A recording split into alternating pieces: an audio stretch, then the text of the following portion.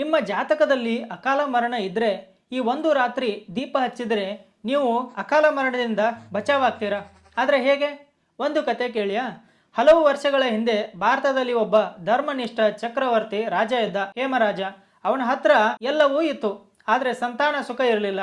ಅದಕ್ಕೆ ರಾಜ ದೇವತೆಗಳನ್ನು ಪ್ರಸನ್ನ ಮಾಡೋಕೆ ಯಜ್ಞ ಮತ್ತು ಅನುಷ್ಠಾನ ಮಾಡ್ತಾನೆ. ಅದರ ಫಲದಿಂದ ರಾಜನಿಗೆ ಒಬ್ಬ ದಿವ್ಯ ಮಗ ಹುಟ್ಟುತ್ತಾನೆ.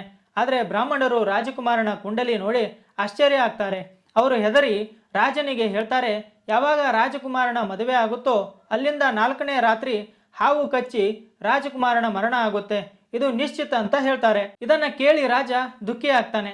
ಯಾವಾಗ ರಾಜಕುಮಾರ ಯುವ ಅವಸ್ಥೆಗೆ ಬರ್ತಾನೋ ಆವಾಗ ಅವನಿಗೆ ಎಂತಹ ರಾಜಕುಮಾರಿಯ ಮೇಲೆ ಪ್ರೇಮ ಆಗುತ್ತೆ ಅಂದರೆ ಅವರು ಅತ್ಯಂತ ಬುದ್ಧಿವಂತೆ, ಸಾಹಸಿ ಮತ್ತೆ ಭಗವಂತನ ಭಕ್ತಿ ಮಾಡ್ತಿದ್ರು. ಅವರು ಶ್ರದ್ಧೆಯಿಂದ ನಿರಂತರ ಭಗವಂತನ ಧ್ಯಾನ ಮಾಡ್ತಾ ಇದ್ರು. ಮತ್ತೆ ಅವರ ಮದುವೆ ಕೂಡ ಆಗುತ್ತೆ. ರಾಜಕುಮಾರಿಗೆ ತನ್ನ ಗಂಡನ ಭವಿಷ್ಯದ ಬಗ್ಗೆ ಗೊತ್ತಿತ್ತು. ಮದುವೆ ಆದ 4ನೇ ದಿನ ಧನತ್ರಯೋದಶಿ ಇತ್ತು.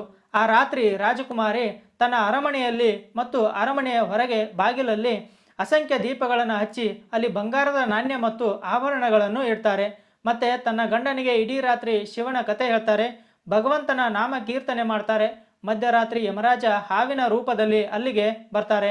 ಅಲ್ಲಿ ದೀಪದ ಬೆಳಕು ನೋಡಿ ಮತ್ತೆ ತನ್ನ ಆರಾಧ್ಯ ಶಿವನ ಗುಣಗಾನ ಕೇಳಿ ಯಮರಾಜ ಸಂತೋಷ ಆಗ್ತಾನೆ.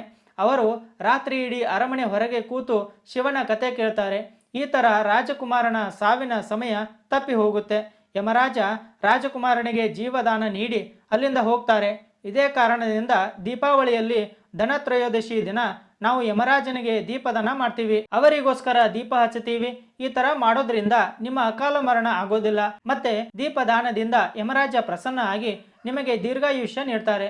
ಇದರ ಪ್ರಮಾಣ ಸ್ಕಂದ ಪುರಾಣ, ಧರ್ಮಸಿಂಧು, ವೃದ್ಧಾರಣು ಅಂತಹ ಗ್ರಂಥಗಳಲ್ಲಿ ಈ ಕಥೆಯ ವರ್ಣನೆ ಸಿಗುತ್ತೆ. ಈ ಕತೆ ನಿಮ್ಮ ಪ್ರೀತಿ ಪಾತ್ರರಿಗೆ ಶೇರ್ ಮಾಡಿ, ಅವರು ಅಕಾಲ ಮರಣದಿಂದ ಪಾರಾಗಬಹುದು. ಹಾಗೆ ಲೈಕ್ ಮಾಡಿ, ಫಾಲೋ ಮಾಡಿ. ರಾಧೆ ರಾಧೆ.